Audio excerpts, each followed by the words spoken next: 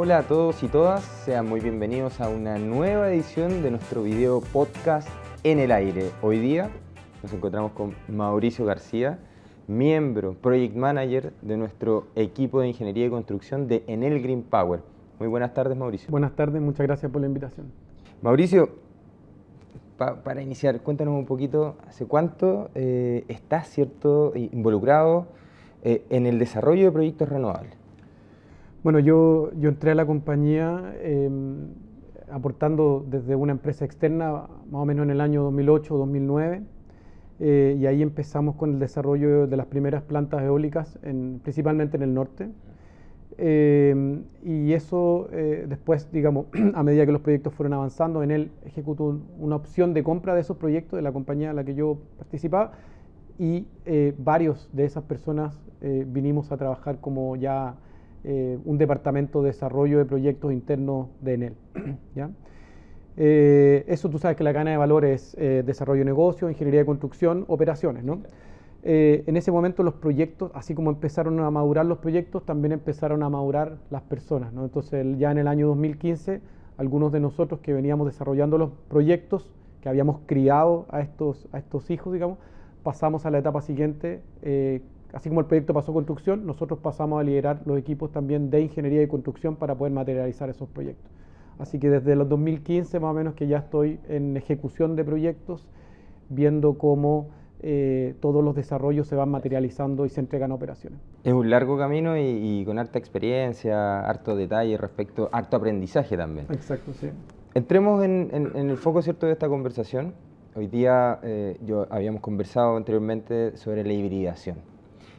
Sobre nuestra estrategia de hibridación de proyectos renovables. Pero la idea, ¿cierto?, es aterrizar este tema a un público que no necesariamente tiene que entender el concepto. Por lo tanto, me gustaría que hagamos entender esto. Es raro hablar de hibridación, es como entre comillas, un bicho raro, pero porque tiene unas características bien particulares. Entonces, expliquémoslo en sencillo de qué se trata. La hibridación, en el fondo, me voy a remontar un poquito a los proyectos convencionales, ¿no? La hibridación es la mezcla de distintas tecnologías en una misma instalación. Hace mucho tiempo ya, en el grupo también existen los ciclos combinados, ¿no? En el fondo, donde hay una turbina a gas, que el gas mueve esta turbina igual que una turbina de un avión. Se toma el calor de ese gas para calentar agua y ese vapor se usa una turbina secundaria para también generar, ¿no? Entonces ahí hay una especie de hibridación. Ahora, si nos vamos a las renovables, tenemos que hacer presente de que las renovables tienen la principal característica de que tienen una ubicación geográfica y un recurso que está presente en el territorio, ¿ya?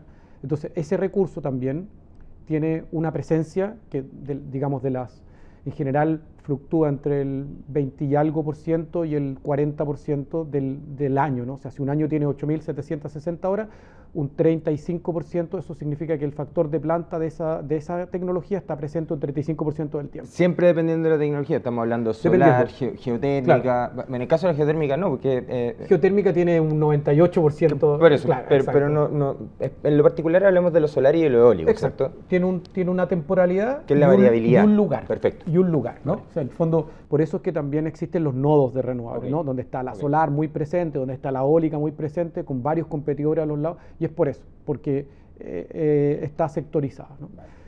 En ese sentido, también la hibridación se viene a hacer presente porque las particularidades de ciertas tecnologías como la eólica implican usar terrenos muy amplios, ¿no? Entonces, por ejemplo, la eólica tiene algunos conceptos que las turbinas, para no generar turbulencia entre ellas mismas, se separan 3 o 4 diámetros para los lados, y para atrás entre 7 y 11 diámetros dependiendo de la turbina. Eso son espacialidades, digamos, en términos de espacialidad. Claro, perfecto. Pero el diseño mismo te obliga a ocupar ese espacio, ¿no? Claro, entonces, en medio quedan terrenos y además terrenos que están dentro de un sector que tiene condiciones, que tiene una red de media tensión instalada, que tiene una subestación muy cercana, y además podría darse el caso, como en algunos, que las horas de producción de cada uno de los recursos renovables que se quieren aprovechar sean distintos, ¿no? Por ejemplo, puedo tener una planta solar con un parque eólico donde la mayor presencia de generación eólica sea durante la noche y que el parque solar genere durante el día. Perfecto, o sea, en rigor estamos hablando de utilizar aquí hay varias sinergias. Hablaste, ¿cierto?, de utilizar las mismas instalaciones respecto de la conexión eléctrica, el espacio, ¿cierto? Sí. Entonces, esto nos genera la hibridación. Mezclamos tecnología, sí. Solar, eólica, más adelante hablamos de la guagua, entre comillas, que podríamos tener hoy día, pero es eso, generar sinergia respecto de un proyecto para beneficiar la generación del mismo. Es hacer una optimización importante respecto de los terrenos, vale, y respecto de las instalaciones. O sea, es bien sostenible en rigor el concepto. Es sostenible porque estamos haciendo más con lo mismo, básicamente. Entonces eso tiene, o sea, si yo pienso en más con lo mismo, siempre estoy pensando en que estoy siendo más eficiente, ¿no? Voy a hacer un pequeño paréntesis. Los países que están, normalmente las curvas de desarrollo de un país va muy asociada a las curvas de consumo de energía. Cuando un país ya está más desarrollo, más adulto, más maduro, generalmente esas curvas se desacoplan, ¿no? Porque efectivamente yo empiezo a ser más eficiente en el uso de la energía. Perfecto. Mauricio, en tu vasta, ¿cierto?, experiencia, ya bastantes años en el desarrollo de energía renovable en Chile, y probablemente viste muchas cosas a nivel mundial, ¿se imaginaban este concepto? Es un concepto para nosotros bien innovador, o sea, hablamos del primer parque en Chile, y me atrevería a decir, entiendo en Latinoamérica, que es Azabache. Mezclaron tecnología eólica junto a la solar. Sí. Entonces, ¿esto se hablaba hace cuánto tiempo? No, lo pensábamos, pero no lo dimensionábamos ni lo imaginábamos cómo fue, ¿no? Te cuento una pequeña anécdota. Cuando se firmó la concesión de uso oneroso con el Estado, porque es un terreno estatal, viajamos con el abogado, uno de las personas que también lleva crédito en esta historia, Francisco Amenábar, que ahora está en otra compañía, estatal, por cierto. Hicimos un pequeño cambio del borrador a última hora, digamos, prácticamente en la notaría, donde el propósito del terreno que se estaba concesionando decía para el desarrollo de un parque eólico. Y nosotros, digamos, a último minuto se nos ocurrió que podía ser de utilidad en un futuro cambiar el parque eólico para el desarrollo de energías renovables, ¿no?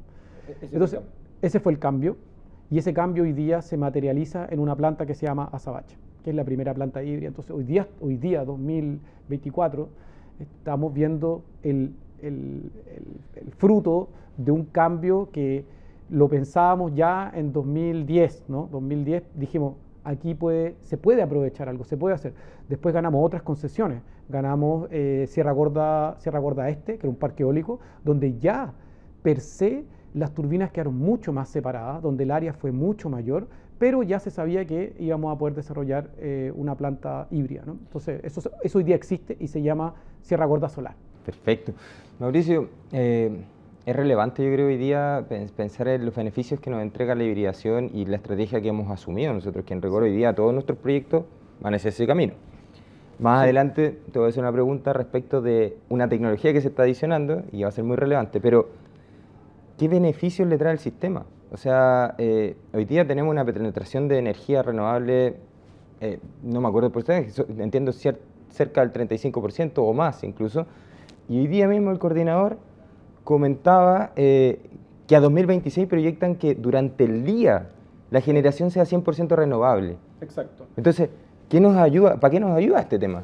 O sea, parto por un punto negativo, en el fondo que, como te decía, el recurso está presente en un lugar y en un horario, ¿no? Entonces, también existen los nodos de renovables, y eso significa que cuando se instala una gran capacidad renovable, por ejemplo en el norte de Chile hay una gran capacidad de solar porque ahí está la mayor radiación, pero efectivamente todos producen a la misma hora, y eso a lo mejor sirve para satisfacer una demanda a cierto nivel, pero no necesariamente la demanda está acomodada a los consumos, no hay una coincidencia.